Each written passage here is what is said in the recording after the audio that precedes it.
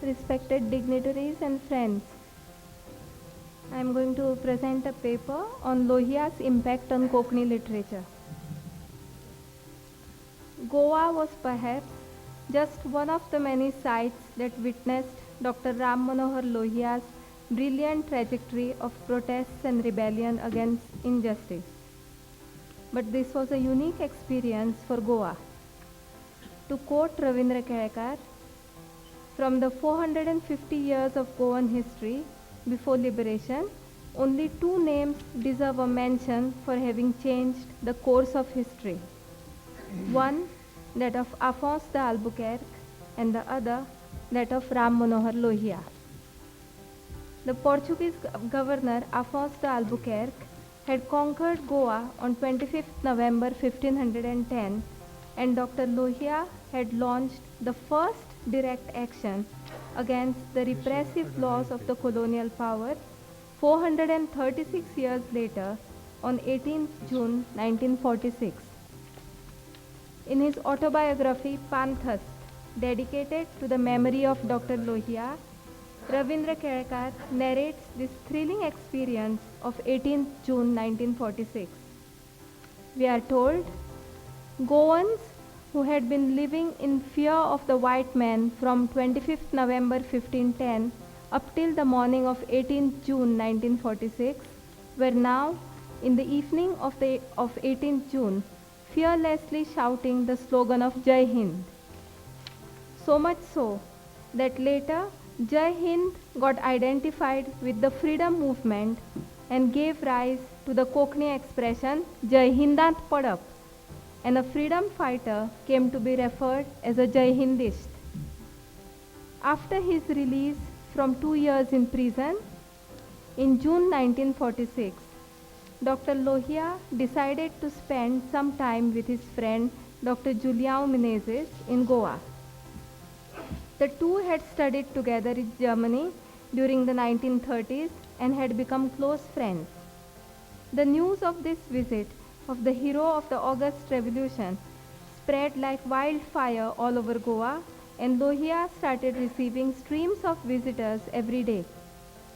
Lohia learned from these interactions that the 18 years of the fascist regime of Salazar had robbed Goans of the basic civic rights: right to hold meetings, right to form organizations, right to publish. Goans had to seek the censor's permission even to print a marriage invitation. In his historic speech, which was to be delivered on 18 June 1946, Lohia writes, when to the crushing weight of a foreign rule is added control of thought and speech, the spirit of man is in danger of dying out. He further says, one knows so little about Goa, but one should at least know that where the voice of man is stifled and his actions shackled and fear chokes him, there the voice of God cannot be heard. On 13th June, Lohia had already decided to launch a struggle for the restoration of civic rights of Goans, and thereafter had started having private meetings with Goan leaders and youth. Kelekar writes, our leaders were Rashtravadi, nationalists, no doubt, but they were basically Vyavharvadi, practical minded. Even on the morning of 18 June, some of these came to Lohia with a request to postpone his satyagraha at least by 6 months so as to have some time for making preparations. And Lohia's reply to this was, you had all the 436 years for preparations.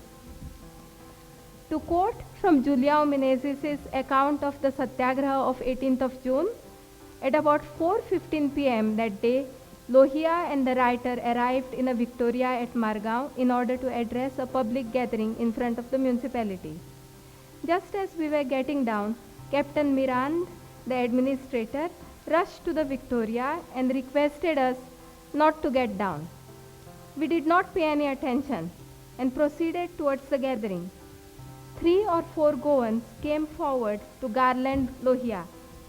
Shivering with excitement and deeply perplexed, Captain Mirand whipped out his revolver and pointed it at the Goans, who were coming forward, garlands in hand. Lohia acted quickly. He caught hold of Captain Miran's hand, in which he had the revolver, asked him to be calm, brushed him aside, and proceeded to make his speech in defiance of the order of the administrator. At this stage, the Commissioner of Police arrived on the scene and took both Lohia and the writer into custody. Unquote. Raising his right hand, Lohia had only said bhaiyon or behnon, but his act of fearless defiance of the repressive authority had a tremendous impact on the Goan psyche. To quote Kelekar once again, during the past 436 years, Goans had never seen such a man. They had seen great scholars, great musicians, great poets, great artists, great statesmen, but had never seen a courageous and a fearless man. In Lohia, Goans saw all the freedom fighters and martyrs from 1857 to 1942. The 18th of June changed the lives of writer Lakshman Rao Sardesai and poet Babha Borkar. Both gave up their teaching career to actively get involved with Goa's struggle for freedom. Up till 18 June 1946, Bakibab Borkar had penned only Marathi poetry. The 18th of June made Bakibab sing and rejoice in mother tongue Konkani. Mahatma Gandhi आयलो रे, गोंयांत आमच्या Paulo रे, लोहयान हाडलो बावटो ताजो, मडगांव शारांत लायलो रे. Bakibab sees Lohia as bearing Mahatma Gandhi's flag. Another poem, Pavitra ho Manglar, this is a Holy Tuesday, written by Bakibab probably on 18 June 1946 itself, speaks of the power of the lion, Dhek Shivacho, and the Usarili Lai. I cannot translate, my English fails me. Lai is a popcorn. So people are seen as popcorns in formation, you know. I cannot translate it. That the talks of Usarili Lai that the poets saw that day.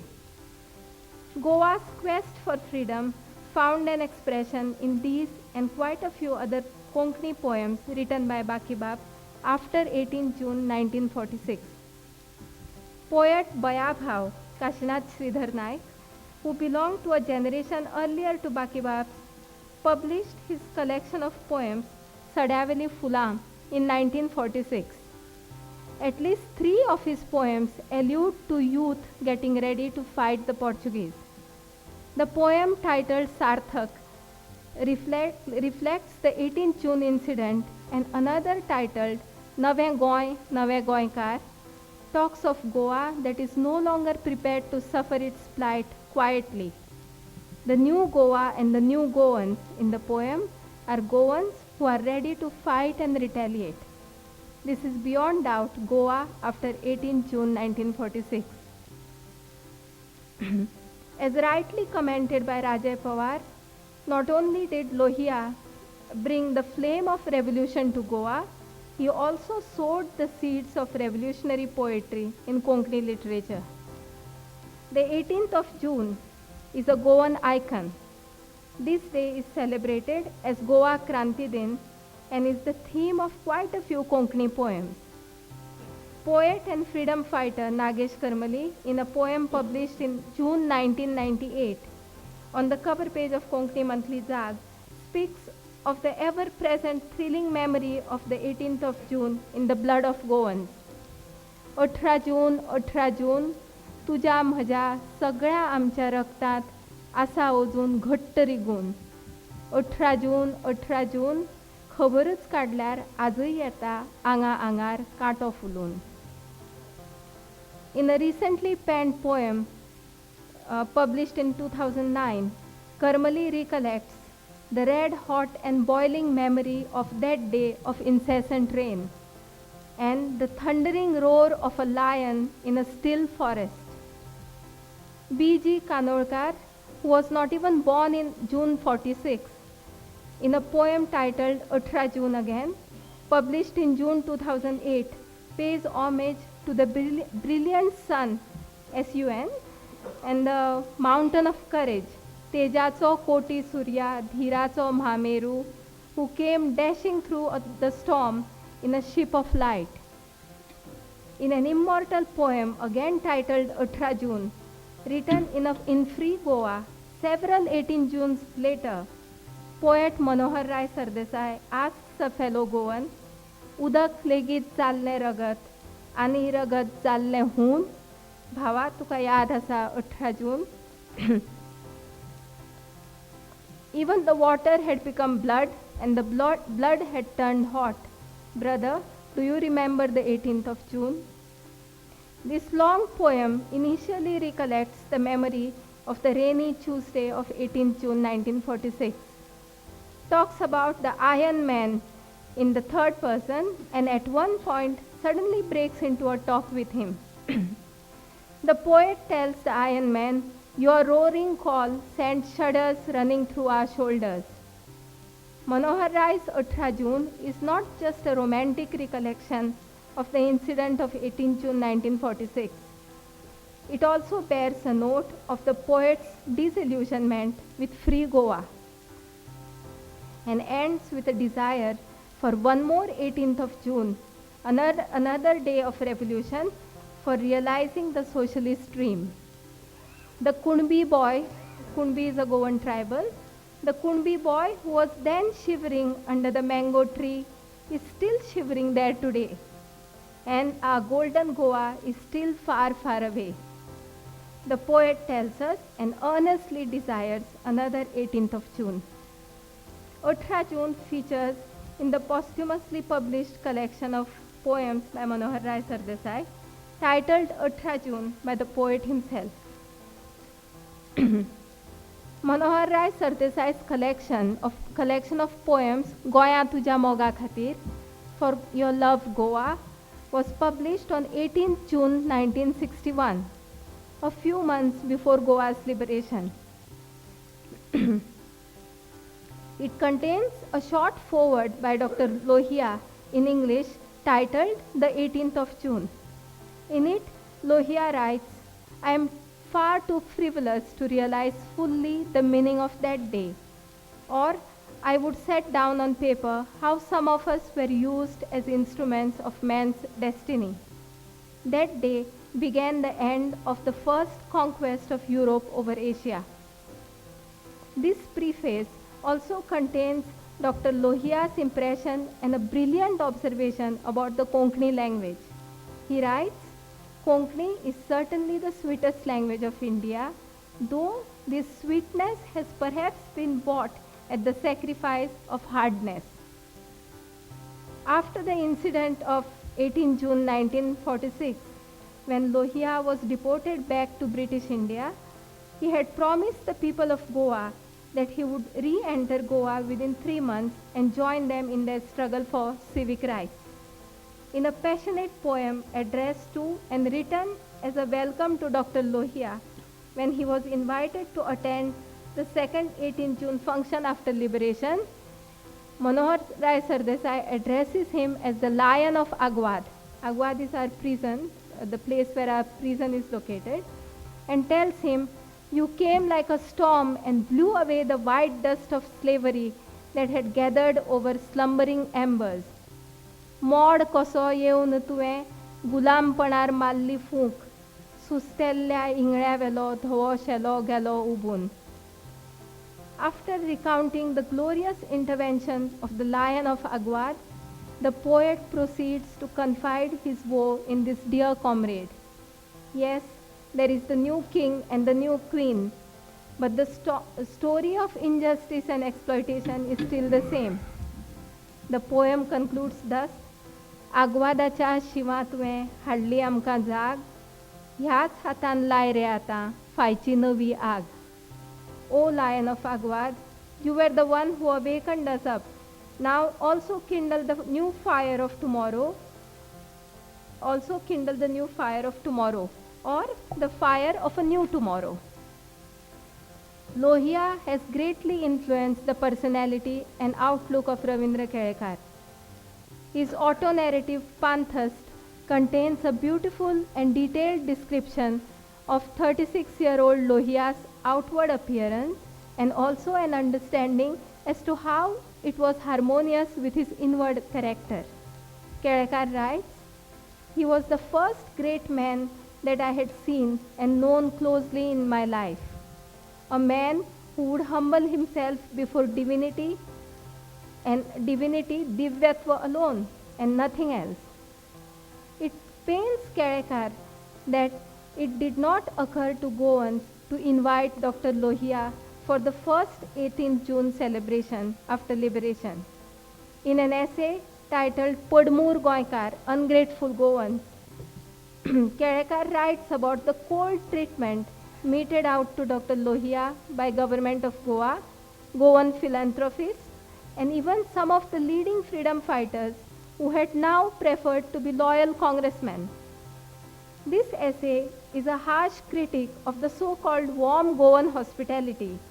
It says, "We like to receive yashasvi, successful guests, but not tejasvi ones." In another essay titled Dr. Lohia, Kelekar presents a beautiful character sketch of Dr. Lohia. "I often feel," writes Kelekar, "rebellion, vidroha, wished to take human form, and it took the form of Dr. Lohia." Lohia is a recurring reference in Kelekar's essays and reflections.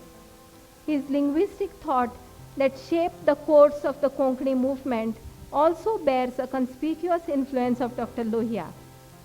In an address given in a multilingual writers' meet a few years ago, Kelekar had spoken about the power of the fictional characters to make an impact on the society. Sharat Babu's Devdas was given as an example of one such character. Kelekar had concluded by posing a question: if our pen could create a character like Lohia, what impact would it make on the society? To conclude, Goa, Goans, and Konkani literature will always remember Dr. Lohia as brilliance and rebellion personified, as the Iron Man, the Lion of Agwad, and also as the ideal of a fictional character. Thank you.